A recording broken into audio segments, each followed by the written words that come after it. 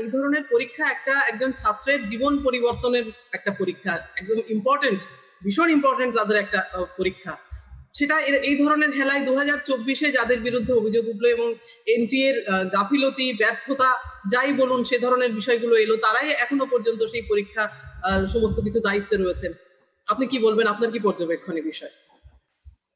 দেখো সোফিয়া, আমি এটা প্রথমে দুটো জিনিস নিয়ে বলি। একটা হচ্ছে যে এই দুর্নীতি নিয়ে কথা বলছে। দুর্নীতি ব্যাপারটাই খুব ধোঁয়াশা এখন। দুর্নীতি বলে আমি ঠিক বুঝতে পারি না। প্রথমত সরকার যে সিস্টেমটা করেছে, এন্টায়ার সিস্টেমটা, তার মধ্যে প্রথম করা ছিল ট্রান্সপারেন্সি মানে উইদাউট করাপশন। আর আমি দেখেছি, আমি পরিষ্কার কথা, এনডিএ যবে থেকে এসেছে পাওয়ারে তখন transparency has gone to the dogs, একদম নো ট্রান্সপারেন্সি। আচ্ছা, কেন বলছি? তার প্রথম কথা, আমি এটা অন্য প্রসঙ্গে, আমি আর সাংবাদিক হিসেবে অন্য প্রসঙ্গে বলছি। সুপ্রিম কোর্ট বলে কি পিএফ কেয়ার ফান্ড, এটা পার্সোনাল পিএফ কেয়ার ফান্ড, কোনো অডিট করার দরকার নেই। Where is transparency? Crore crore না, হাজার হাজার কোটি টাকা, তাই তো? হাজার কোটি, এটা দুর্নীতি নয়। The number one. সেকেন্ডলি, আমাদের ইলেকট্রাল বন্ড কি বলছেন আমাদের সিজেআই? বলছেন না, এটা অন্যায় হয়েছে, খুবই অন্যায় হয়েছে, কিন্তু আর কিছু দরকার নেই করার। ঠিক আছে, দেন ওয়ের ইজ ট্রান্সপারেন্সি? কিসের 22 লক্ষ ছেলে? বারবার আমি ভাবছি কিসের দরকার 22 লক্ষ ছেলে কি 25 লক্ষ ছেলে, ডাজ নট ম্যাটার। কি এসে গেল আমাদের কিচ্ছু এসে যায় না। আমি আদতে ভোট টাকাকে দিচ্ছি, আমি তার হয়ে খাচ্ছি কিনা, অজিত পাওয়ার কোটি কোটি টাকা দুর্নীতি করেছেন কিনা, does not matter to us. Himanta Biswa Sarma কত টাকা দুর্নীতি করছে, does not matter to us. আমার সঙ্গে আছেন কিনা, আমি সেইটা হাতে ধরে রাখবো, তাকে বলবো এটা কিন্তু আমার কাছে আছে, তুমি যদি বেরিয়ে যাও এটা কিন্তু ছেড়ে দেবো। This is what is happening, Sophia. This is what is happening throughout the country. কিসের ট্রান্সপারেন্সি আমি তো বুঝতে পারি না এই বয়সে এসে। আমি একটা কথা বলছি। দ্বিতীয় কথা, তুমি জানো কিরকম ব্যাপার, পুলিশের কথা বলছো। পুলিশের কথা আমি ধরি না। পুলিশ কার কথায় চলে? সব জায়গায় সরকার যা বলে তাই করে। শিকারে, যেখানে রাজস্থানের শিকার, আমি একটা ঘটনা বলি। রাজস্থানের শিকারে যেদিন এই পরীক্ষাটা হলো, এই খবরটা কোথাও বেরোনি বোধহয়, এই একটা দুটো জায়গায়। যেদিন পরীক্ষাটা হলো, মানে নর্মালি হয়ে থাকে, গতবারও হয়েছে, 2024 হয়েছে, এখনো হয়েছে, সেখানে একটা কোচিং সেন্টারে, বিরাট কোচিং সেন্টার, সেই কোচিং সেন্টার নাম কেউ বলছে না, সেই কোচিং সেন্টার তার আগের দিন মক টেস্ট হয়। মক টেস্টে 600টা প্রশ্ন দেওয়া হয়, 600 কোয়েশ্চেন্স, ওই 3 ঘন্টার মধ্যে উত্তর দিতে হবে। তার মধ্যে 140টা প্রশ্ন কিন্তু ঢোকানো থাকে, 140টা প্রশ্ন তার মধ্যে ঢোকানো আছে। তুমি ওই 600টা করে তুমি বাড়ি এলে, তুমি জানো পরের দিন যখন পরীক্ষা দিতে যাচ্ছ, তুমি প্রায় 600 নম্বর পকেটে নিয়ে যাচ্ছ, তো তোমার কি অসুবিধা হয়? তার পেছনে টাকা থাকবে না তো কি থাকবে? টাকাই থাকে। আর এই টাকা যাদের যাদের নাম বেরোচ্ছে, তুমি দেখবে এইসব নাম কিছু বেরোবে, 1 জন 2 জন 3 জন 4 জন, সমস্ত অধ্যাপক আছেন, পুনেতে এক বিউটিশিয়ান আছেন, আমি তো দেখছি, এমনকি এনটিএর একজন এক্সপার্ট তিনিও আছে, এরকম অজস্র থাকতে পারে। কিন্তু অদ্ভুত ব্যাপার হলো, দেখো আমরা যে কথা বলছি, কোন সরকারি মন্ত্রীকে ধরে কিন্তু বলতে পারছি না, সরকারকে দিয়ে বলতে পারছি না যে আপনি এটা কি করে করালেন, আপনি কেন করালেন, আপনি কালকে কি ব্যবস্থা নেবেন, আপনি কালকে পদত্যাগ করবেন কিনা। সেটা বলছে কি রাহুল গান্ধী একমাত্র, মাঝে মাঝে বলছেন। তার উত্তরটা কি হচ্ছে? ধর্মেন্দ্র প্রধান কি বলছে দেখুন, পার্লামেন্টারি কমিটি 2024-এর পর যে রেকমেন্ডেশন করলো, দিগ্বিজয় সিং ছিলেন দাঁড়িয়েতে, কি বলছেন তিনি? ওই পার্লামেন্টারি কমিটির রিপোর্ট আমি মানি না। কেন? কারণ ওটা পলিটিক্যালি মোটিভেটেড, কারণ ওখানে অপোজিশন আছে। This is what is called democracy, this is our democracy. আমাদের এই যদি গণতন্ত্র হয়, যেখানে ট্রান্সপারেন্সি তো আমি 0 করে দিয়েছি, সেখানে এই জিনিস হবে। আমি বলছি holes, we know where the hole is, we do not want to plug it. আমরা প্লাগ করবোই না, করতেই চাই না, we don't want to plug it. না হলে ম্যানেজমেন্ট কোটায় লক্ষ লক্ষ টাকা দিয়ে কি করে ছেলেরা ভর্তি হয়? সেখানে তো দুর্নীতির কথা আসে না, খুব ভালোভাবে পাশ করে গেল সেই ছেলেটা, লক্ষ লক্ষ কোটায় সমস্ত জায়গায়। আর যে ছেলেটা এই উত্তর দিনাজপুর কিংবা পুরুলিয়ার প্রান্তে হায়ার সেকেন্ডারি পাশ করলো, সাংঘাতিক পড়াশুনো করে, প্রচুর মেধায়, প্রচুর ইয়ে করে, সে কিন্তু সুযোগ পাচ্ছে না, কারণ তার কাছে কোনো কোচিং সেন্টারে টাকা দেওয়ার মতো টাকা নেই। পাচ্ছে না। তো এটা তো চলছে। আর এই সঙ্গে এই কথাটা বলে আমি আর বেশি হয়তো বলতে চাইবো না।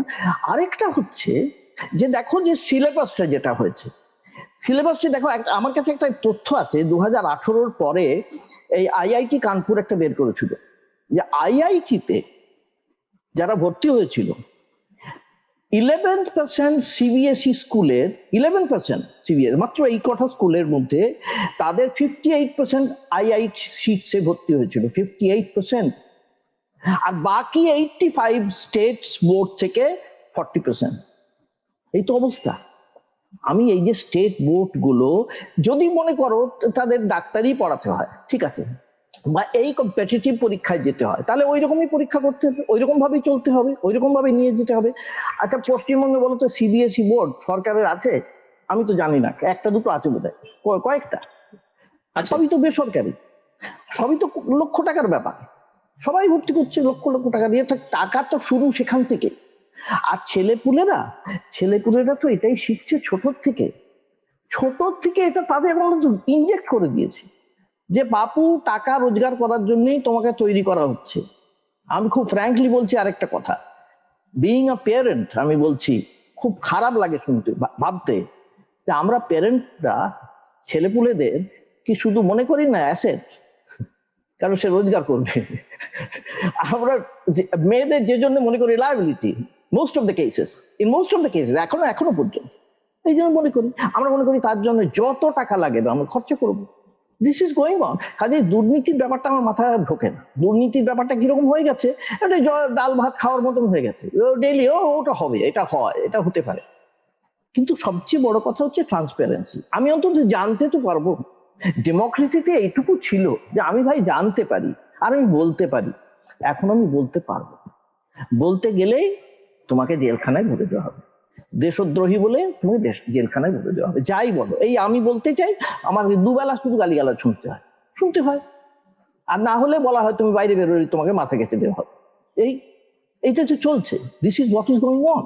কাজে আমি খুব একটা, যতই এই বলা হোক যে we are going to plug the holes, আমি খুব ফ্র্যাঙ্কলি বলছি এই মুহূর্তে আমি খুব একটা এই নিয়ে খুব একটা অপটিমিস্টিক বলে নয়, খুব একটা ফ্র্যাঙ্কলি সোফিয়া। তবে একই সঙ্গে বলছি, এই যে ছেলেপুলেরা যাদের উপর আমাদের ভবিষ্যৎ, যারা চোখে একটা স্বপ্ন নিয়ে নেমেছে মাঠে, যাদের বাবা মারা পয়সায় দিতে পারেনি, প্রাণপণ চেষ্টা করছে, তাদের কি হবে? আমি একটা ছোট্ট আমার ব্যক্তিগত মানে সাংবাদিকতার ঘটনা বলে আমি শেষ করছি। আমি বছর 2-3 আগে তোমার গিয়েছিলাম বাঙালি মুসলিম পরিবাররা কেমন আছে সেটা দেখার জন্য। প্রচুর বাড়ি ঘুরেছিলাম, প্রচুর বাড়ি। বাঙালি মুসলিমরা কি অবস্থায় আছে, তাদের ছেলেমেয়েরা কি করছে। আমি মালদা থেকে, কালিয়াচক থেকে, উত্তর দিনাজপুর, দক্ষিণ, সব অনেক জায়গায় গিয়েছি। সেখানে এমন কিছু হোম তৈরি করেছে তারা, একদম মাদ্রাসা সেখানে নয়, হোম। সেখানে 24 ঘন্টা ছেলেপুলেরা থাকে, মেয়েরাও থাকেন, ছেলেরাও থাকেন, আলাদা বোর্ডিং হাউস। এবং এই আলামিন যেটা আর কি তারা করে, আলামিন মিশন যেটা, এবং আলামিন মিশন একটা নয়, আরো অনেক মিশন করেছে।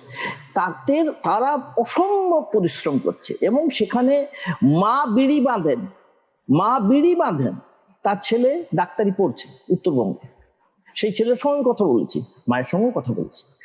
এই ছেলেপুলেরা কিন্তু সুযোগ পাবে না, এদের কোনো সুযোগ থাকবে না। আমি এটা বলে দিচ্ছি, গ্যারান্টি, যেটা হবে না যতক্ষণ না entire system will be changed, কিচ্ছু হবে। খুব ফ্র্যাঙ্কলি বলছি সোফিয়া, আই ভেরি সরি যে এই এতটা একটা পেসিমিস্টিক টোনে আমি আজকে শেষ করছি এই মুহূর্তে। না, আমি এখানে খালি একটা কথা মনে পড়লো, ধরুন মানে অন্য কোনো এডুকেশন সিস্টেমে মানে এই যে ডাক্তারি, প্রাইভেট কলেজে ডাক্তারি পড়ানোর ব্যবস্থা আমি আমার আমলেও দেখেছি, কিন্তু তখন টনিপালে ছিল, বড় লোক ছেলেপুলেরা পড়তো। এখন তো ব্যাঙের ছাতার মতন হয়ে গেছে আমাদের রাজ্যের বাইরে তো কথাই নেই। আমাদের ছোটবেলায় মানে আমরা যখন মেডিকেল কলেজে পড়েছি তখন রামাইয়া, কি দাবানগিরি আর মণিপাল ছিল, আর নেপালে কিছু ছিল। এখন দেখুন এখন তো এত জায়গায় প্রাইভেটে লক্ষ কোটি টাকা দিয়ে পড়ছে, তারা ডাক্তার হয়ে বেরোচ্ছে। ওই যে আপনি যেটা বললেন, এটা কিন্তু একটা পার্ট অফ ইনভেস্টমেন্ট তাদের কাছে, যে এইটা তো একটা ভ্যালু সিস্টেমের ব্যাপার। কিন্তু আমার কাছে অন্য আরেকটা মানে খুব মানে মৌলিক প্রশ্ন লাগে, যে যারা এই ধরনের দুর্নীতির সঙ্গে যুক্ত, তারা তো পাতি চোর ছাচর নয়, এমনকি মানে ধরুন গরু পাচারকারী, বালি পাচারকারী, মাফিয়াও নয়। এরা দেখুন, ওই যে কুলকার্নি বলে পুনের একজন কেমিস্ট্রির অধ্যাপক, তার নাম জড়িয়ে আসছে, পিভি কুলকার্নি, কুলকার্নি, হ্যাঁ এরকম পুনের ভদ্রলোক। তারপরে যে শিবরাজ রঘুনাথ বলে যে একজন লাতুরের যে কোচিং সেন্টারের ডিরেক্টর। তারপরে মনীষা গুরুনাথ মান্ধারে, উনি হচ্ছেন এক্সপার্ট এনআইটির। হ্যাঁ, এখন আমার প্রশ্নটা হচ্ছে, এরা তো খুব শিক্ষিত লোক, এরা হচ্ছেন কোট আনকোট আমাদের ছেলেপুলেদের ভবিষ্যতের রূপকার, ডিজাইনার। মানে আমার ছেলেপুলেরা কিরকম হবে তারা ডিজাইন করছেন। সেই লোকগুলি সম্মিলিতভাবে এই করাপশনটাকে ইনস্টিটিউশনালাইজ করেছে, অর্গানাইজ করেছে by administrative and political patronage. কিন্তু আমি এক সেকেন্ড আপনাকে, sorry, I am very sorry to interrupt. আপনি যেটা বলছেন না, এরা ইনস্টিটিউশনালাইজ করেছে, আমার মনে হয় পলিটিক্যাল যারা পিপল তারাই ইনস্টিটিউশন, তারা করেছে পলিটিক্যাল প্যাট্রোনেজ, তারা ডেলিভারেটলি করেছে। বাবু, আসবো আপনাদের কাছে।